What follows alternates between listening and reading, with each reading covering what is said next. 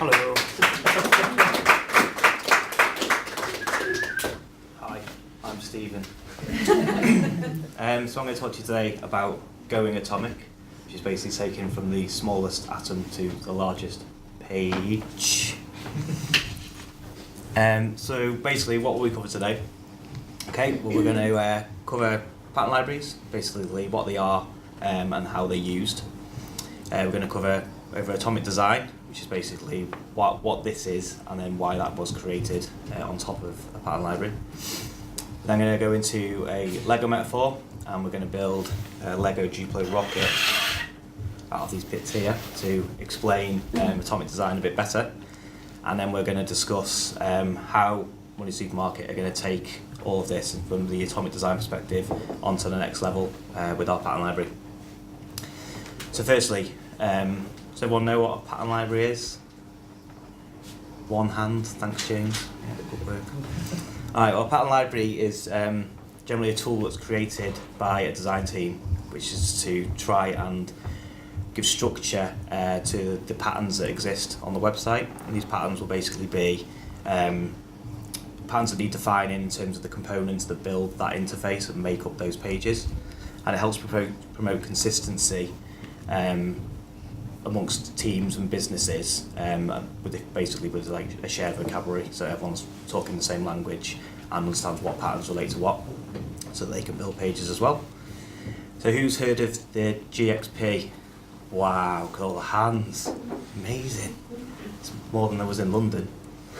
Okay, so the GXP is our pattern library, so this is our global experience principles, and this is a pattern library which is for our designers and developers to help build our components across our website and build pages from all the individual components that exist in that pattern library. It's got principles that we design by and develop by. It's got our branding in it, our logos, our typography, and basically everything that we will need to be able to build consistent web pages. Pattern libraries like this basically promote consistency throughout a business, so it's important to actually have a pattern library in the first place. And here's some examples of other pattern libraries that people may have seen. So this is BBC Gel, which is probably version 2 of their Gel, which is their global experience language. And then we've got gov.uk service manual. It's a bit more simpler, but basically does the same thing. And then we've got Sky Toolkit. And basically all these pattern libraries, they may look different and they may have slightly different structure in terms of the way they're laid out, but fundamentally they're both all there to do the same thing, which is to achieve consistency across their websites. Steve, you got access to them because they're publicly available or because you can somehow? And they're public on a GitHub, yeah. Right. So yeah, they're all from GitHub. I can send them out, I've got a link to that if you want to have a look. So now on to atomic design. So you're probably all thinking, in terms of atomic design, why we need to go to atomic design. I'll go into that a bit later after this slide. So to start with a quote, it's a quote from Stephen Hay, which back in 2012, which is 5 years ago, when modular design was actually becoming a thing, as part of an author of responsive design workflow. He basically stated that we're not designing pages, we're designing systems of components, which is, in a nutshell, just explaining how the design phase is changed. So we used to basically be designing page after page within Photoshop, and we go straight to designing the page. We'd have all our pages all set out, and then we take them in for sign off, and then they get sent to a developer to be built from those page designs. Whereas now, basically, what we're doing is we're designing the components that make up those pages. So we don't actually even design the page, we design the components, and then the pages are built out of those components. So basically, it becomes a far better design process. And then that leads on to obviously atomic design. This takes it a step further. So Brad Frost, who's that guy there in the rocket, basically came up with a chemistry-inspired metaphor to help with the structure and the purpose of a pattern library. So this was important purely because it gives a lot more structure and purpose to that pattern library and helps shape it in a more interesting and stylized way. So there's 5 distinct phases. It's got atoms, molecules, organisms, templates, and pages, of which I'm going to go through all 5. So be prepared. Like I was saying, you're probably wondering why we need to use atomic design. So obviously we've got a pattern library, surely all our components are defined, and that we can build, brilliant web pages out of those components. So why would we need to take it into a further stage? The reason is that atomic design helps us navigate the parts of a website as well as the whole of that website. So obviously because you've broken it down into its smallest parts, such as atoms, you can then obviously see what makes up the individual pages and how you create those pages, rather than just looking at the complete and finished article. It promotes clear separation between the structure and content. So rather than structure and content competing against each other, they work together to actually produce components that work on the site. And it provides a clear hierarchy to design and a process to follow as well. So the first phase of atomic design is atoms. Water. So atoms are the basic building blocks of an interface. They can't be broken down anymore without ceasing to be functional. Example of this would basically be an input field. So for instance, input field is made up of an inner shadow styling, and you've got some text, and then also it's got a background colour. But you take away any of those elements, any of that styling, you'd literally just be left with like a rectangle, which has no function whatsoever.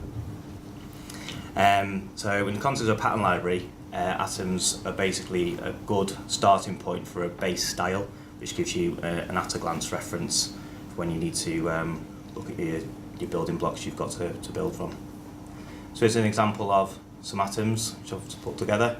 So you've got a label there, which is obviously search the site. You've got an input field, which is the input box or text field for writing your input in, and then you've got your button there, which contains an icon, some text, and some styling. So that takes us on to the second phase. Once you've got your atoms, which are those 3 atoms there, you can then go on to the next stage, which is to build molecules out of those atoms. And this is obviously where the atoms, or 2 or more atoms, are bonded together to form a distinct molecule. They're a lot more concrete than atoms, and they are far more functional components, and they tend to do or promote a philosophy of doing one thing and doing it well. So whereas an atom, for instance, has a singular function, so a button obviously does a button function, and a text field does a specific function of typing in text, a molecule has a combined function, so all those individual functions come together to make one singular function. A lot of functions in that, wasn't there? Which is an example of one of those then? I will, yeah. That's my next slide. So this is basically using those atoms to make a search molecule. So this is something that you would predominantly see in top of any global header on a website, and that will basically be classed as a singular function molecule. And also, as you can see, these now, all the atoms come together. You can see they're distinct atoms, but they've now got a singular purpose as one combined molecule. In terms of molecules as well, because they've now got a singular function and they've got a bit more purpose, you can then put them into a broader context, which then leads us to the third phase, which is organisms. So this is the final stage of the chemistry type metaphor, and then the other phases is more to do with containment of those elements. So organisms, they basically group together molecules and atoms to form a distinct section of a web page. They're a lot more complex than molecules, so they can contain singular atoms, and they contain multiple molecules to build up that distinct section. And they're a lot more portable, standalone, and reusable. So obviously you can use them across different designs. And here's an example of an organism. So as you can see on the right there, we've got our molecule, which we just discussed, and we've got some other bits in there. Can anybody point out the other molecule in this organism? Tough crowd. It's tough. All right. So there's your organism, and there's the other molecule, which is the nav molecule. So basically, you've got 4 separate atoms there, which are basically link text. They've got an individual function. You group them together and they form a nav. And then we've just got our singular logo there, which will be classed as an atom because it's an image. So once you've got your organism, which is obviously all set up, you've obviously got a load of other organisms in your pattern library, you now want to go on to just jumping straight in and building the page. But firstly, you need to define the content structure of that page, which basically would lead you to templates. And a template is the first phase of containment within our design process. So it contains mainly placeholder text and low detailed imagery, such as obviously a low fidelity wireframe, and it demonstrates how these organisms and molecules function together within a layout, but without actually providing or any substance to the design at the moment. It's purely to see how they sit on a page. And here's a wireframe put together, which basically just illustrates the individual organisms in basic imagery, placeholder text, and without going into too much detail, but you can see the fundamentals of how that page will be laid out. So that's our header organism there, which contains the molecules and the atom we discussed. And then here we've got hero organism, which basically is made up of an image, which is on the right there, which is the atom. And then we've got 2 other atoms for header text and a paragraph text. And then we've got a molecule there, which is pagination, which allows us to basically just scroll through each individual hero. We've got some singular atoms, which make up a text section on our page. And then here we'd have a sign-in organism, which is basically made up of 3 molecules. You've got sign-in, register, and then a remember the details section, plus 2 other atoms there for a title and a link. And then finally we've got the global footer, which just contains a logo atom and a subnav molecule. So we've got a template, basically know what the structure looks like. We now need to put our page together and basically add real content to that template so that it actually looks like what a user would see when they come to the website and what they'd be interacting with. And that brings us to our pages stage. So this is the final phase of containment, and it's the most concrete section of atomic design. Normally at page level, you would be seeing high fidelity designs with real content, real images, and it should be exactly what the user will interact with once it's been signed off or developed and gone live. Normally, stakeholders would sign off at page level. You wouldn't really be wanting to show them your individual components in terms of a sign off. You'd actually just be showing them the final page, because that's all they'd actually be interested in, because that's what users see. And each page can be multiple variations of the same template. So for instance, you may have a page which is like a basket. Obviously your standard template would only accommodate maybe for 1 molecule for a purchase, but then obviously that page can have dynamic content where you can have multiple different purchases in your basket. So obviously that template then morphs into a different design, but fundamentally it's still following the same principles of that template and the layout. And there's our page, which I've just put together just as an example. Obviously you can see all the elements we discussed, and obviously it's now got a lot more purpose, and it actually functions as what you would class as a design rather than just being a wireframe, etc. But you can see the process where you've come from, and you can see all the individual atoms and the individual molecules. And by breaking it down to atomic design, when you look at a web page, you can actually see how that web page is made up rather than just looking at it as a whole. You actually see the small parts that make up that design. So to summarise, because I'm sure you've all forgotten what atoms are already. So atoms are the smallest building blocks of interface design. We've got molecules, which form simple functional components. You've got your organisms, which are distinct sections of an interface, and they're made up of atoms and molecules combined. And then we've got templates, which apply context to all the organisms and the molecules, and then pages, which are real content versions of templates, which is basically everything that the user interacts with and that stakeholders sign off. So you're probably thinking it sounds bit scientific in terms of molecules and atoms, etc. It's fine. There are other metaphors out there, one of which is a Lego metaphor, which is probably one of the most popular metaphors that are out there to explain modular design, but you can use this in a way of explaining atomic design as well, just by obviously using different wording and different naming conventions to build something that reflects the same principles. So you're basically using bricks and blocks, obviously, because it's Lego instead of atoms and molecules, and it replaces all the science stuff, so it's easy to explain, easy to understand, and obviously if you're talking to anyone else about modular design, you can use Lego as an easy, quick reference rather than giving them a chemistry lesson. So I'm going to build, I've got some Duplo here, move out of the way. I'm now going to build basically some simple elements out of these Lego blocks, and then they'll go on to form a more complex element to help explain atomic design. So first one will be this one. So for the camera, wow. Wow. It's like, to be honest, it has taken me about a week to learn how to build this. What's the age of it? 3 plus. 3 plus. I think it's like 2. Nice.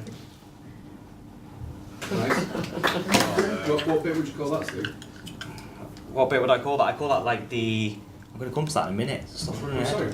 Rude presentation. Here's another one. Right, so basically we built 3 simple elements out of our atoms, and obviously these 3 simple elements form the molecules of our next stage, which will be a complex element. They can obviously range in size and complexity. As you can see, they're a lot more established. Obviously the atoms were just like loose bricks and blocks, and you didn't really see any context to them. But now they're built, you can actually see that they potentially have a function within a larger element. And obviously they come together to build complex elements. What happens when you get one of the molecules wrong when you put it together? Like the bottom bit. Like this bottom bit. You shouldn't do, because if you're using it in a pattern library, you should follow this. Oh, this bit. Good spot. I'd have found that out now, gone, I haven't done that right. That was a really good spot. I was looking to go, that's right, oh, that is. See, I still haven't fully mastered it. Right, you've now got an organism, which is a complex element. Oh, no way.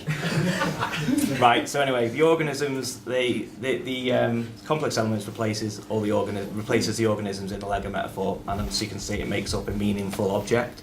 So obviously it now looks like a rocket, now I've fixed it. Thanks, Nick. It's fully established, so it has its full function, and you know exactly what it's there to do and what it would do if it could actually fly and it wasn't a toy. And it is used to build a larger scene. So in terms of atomic design, a larger scene will basically be our templates and our pages. So if you had, if I could be bothered buying a load more Duplo, I could maybe make like a nice space scene out of all my organisms, but I'm not going to do that because I'm 37. I still got it wrong. Yeah. Must be right before. Shut up. Right, so you can extend it out a little bit further. You've got to tie it into the pattern library. You could use your box there, which basically keeps all your Lego in a nice order. You've obviously keep all your individual styles and individual pieces together in the container of containment, and that basically means you can then reference those pieces to obviously build things a lot more quickly. And then you've obviously got your instructions there, which would be your guidelines and your rules or your styles and usage of how to build things properly. And obviously with those, just like in a pattern library, if you're using them together, then it's essential for building things correctly, unlike me. So what's next? How will Moneysupermarket incorporate atomic design? Basically, we're going to use it for our next stage of our global experience principles, which are GXP, which is going to be version 2, coming soon. And as a sneak peek, we've got some designs here that we've been putting together, which are basically producing a whole new interface for it. We've got an easier navigation. It's a lot more structured in the way it's laid out. We're using the atomic design metaphor for a clear taxonomy. with a common language, so that when you're going through it, it's everything that relates to each other. So in the top right there, you can see a page for the question set. We've narrowed everything down to types of atoms that exist on, for instance, the question set. So a radio button, for instance, is a type of an atom, but then when you go further into that atom page, you then got variations of that individual atom. So by narrowing everything down into its little boxes, we can find everything a lot more easily, rather than just running around and trying to find different variations of different atoms lying around the site. We'll be working closer together than ever to ensure that our patterns are robust and obviously a lot more consistent, so that we can obviously build our site a lot quicker and it matches, basically. And here's some references. So I've got quite a lot of references. I've only put a few on here because I didn't want to take up pages and pages. If anyone needs or is interested, then give me a shout and I'll share those references with you. It's basically on atomic design, pattern libraries, etc. And that's it. Any questions?